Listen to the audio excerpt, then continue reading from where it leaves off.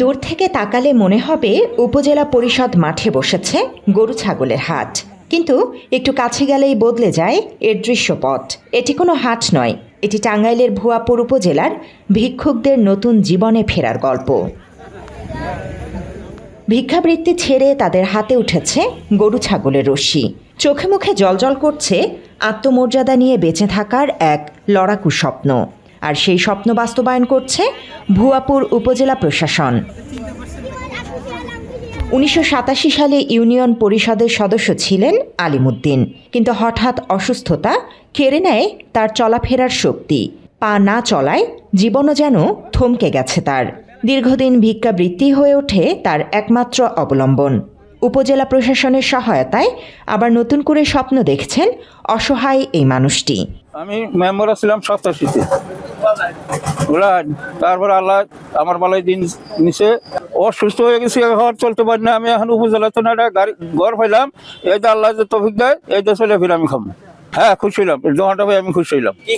মাল সোনাও পাইছি, একটা ঘর পাইলাম, আজকে দিল একটা ঘর পাইলাম, মাল মশলা পাইলাম, সবকিছু পাইলাম এই উপজেলাতে। শুধু আলিমুদ্দিন নয়, তার মতো আয়শা খাতুন, জরিনা বেগম, আব্বাস আলী সহ মোট 8 জন সুবিধাভোগী পেয়েছেন গরু ছাগল, গৃহ বিপণী দোকান এবং নগদ 2000 টাকা করে সহায়তা।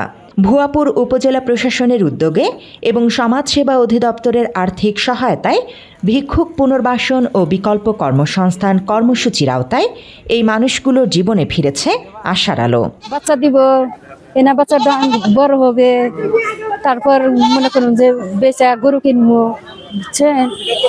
এটাই আমার আশা।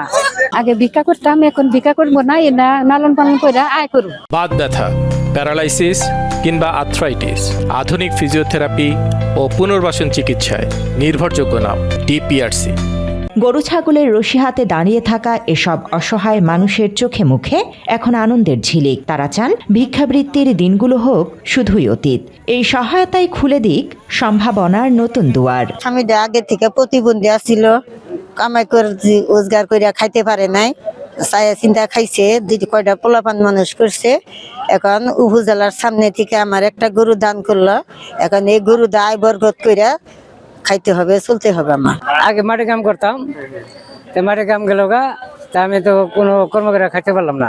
তারপর বেড়াটা খাইছি, তো হাত পায়ের সমস্যা, কোনো কাম কাজ করতে পারি না, তাহলে কর্মটা কি সেবার না পাই। পরে সমস্যা বলতে চাইছিলাম যে স্যার আমার একটা যেখানে একটা কর্ম করে খাবার নাকি একটা গোছ করে দিন।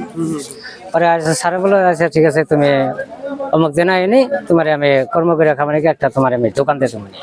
জানা গেছে এখন পর্যন্ত উপজেলাটিতে 322 জন ভিক্ষুকের তালিকা প্রস্তুত করা হয়েছে। এরই মধ্যে 32 জনকে ধাপে ধাপে বিভিন্ন কর্মসংস্থানের আওতায় পুনর্বাসিত করা হয়েছে। সর্বমোট আমাদের ভুয়াপুরে প্রায় 322 জন জরিপকৃত ভিক্ষুক রয়েছে। ইতিপূর্বে আমরা 24 জন ভিক্ষুককে পুনর্বাসিত করেছি, আর আজকে হচ্ছে মোট 8 জন, এই টোটাল 32 জন ভিক্ষুককে আমরা পুনর্বাসিত করলাম। হ্যাঁ, এটা আসলে মূলত তাদের চাহিদার ভিত্তিতে তারা আসলে কিভাবে পুনর্বাসিত হতে চায় সেটার উপরে ডিপেন্ড করে তাকে আমরা তাদের উপকরণগুলো দিয়ে থাকি এবং সেটা নিয়ে তারা পুনর্বাসিত হওয়ার চেষ্টা করে। ধাপে ধাপে উপজেলার সব ভিক্ষুককেই বিকল্প কর্মসংস্থানের আওতায় পুনর্বাসনের আশ্বাস দিয়েছেন উপজেলা নির্বাহী অফিসার। আমরা এটি সকলকে অবগত করতে চাই যে আমাদের উপজেলাতে এরকম আরো যারা অসহায় দুস্থ ভিক্ষুক যারা রয়েছেন, তাদের মধ্যে যদি এই ধরনের সহযোগিতা তারা পেতে চান বা তারা যদি ভবিষ্যতে ভিক্ষাবৃত্তি থেকে দূরে বের হয়ে স্বাবলম্বী হতে চান, আমরা আইনানুগভাবে তাদের পাশে দাঁড়াবো এবং তাদেরকে সরকারের সহযোগিতাটাকে পৌঁছে দেব। ভিক্ষুকদের শুধু সহায়তাই নয়, এদিন বিতরণ করা হয়েছে তাদের আত্মমর্যাদায় বাঁচার সাহস, নতুন জীবনের স্বপ্ন আর ভিক্ষাবৃত্তি থেকে মুক্তির এক উজ্জ্বল প্রত্যাশা। Desk report, Bangla edition. না পাঠা দিব।